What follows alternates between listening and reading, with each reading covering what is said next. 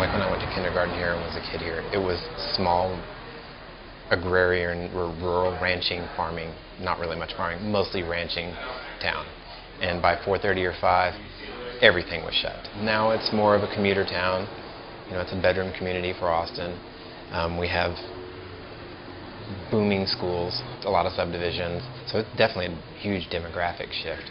It's still fairly conservative and fairly well affluent, and people here are genuinely friendly and nice and kind of laid back, and it's the kind of place where, you know, people go, oh, I left my keys in my ignition, and it's never really an issue.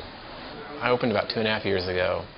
The whole thing started is when I was homebrewing, I gave somebody beer for Christmas. They went, wow, that's really good, could I buy that?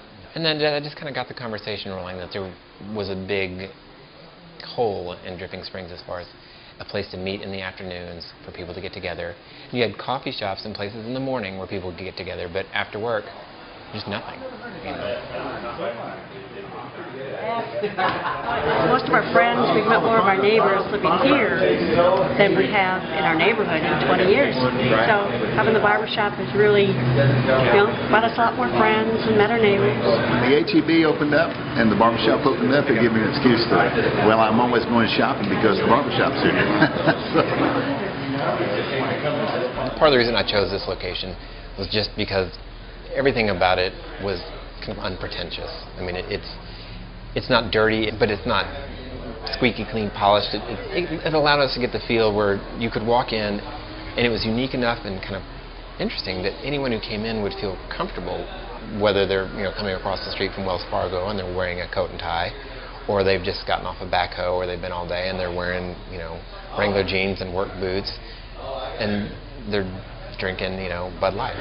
They're happy. They're happy hanging out with someone drinking, you know, a Chimay Grand Reserve next to them. They don't care. If they have something to talk about, they're fine.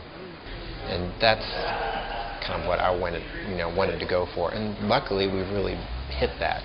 Now we have, you know, a wine bar. We have a dance hall just went in. Someone's trying to put in another restaurant down the street. So the whole street and little area is seeing a, you know, a pretty big renaissance as far as what people thought was possible here, and then now what they realize is actually possible.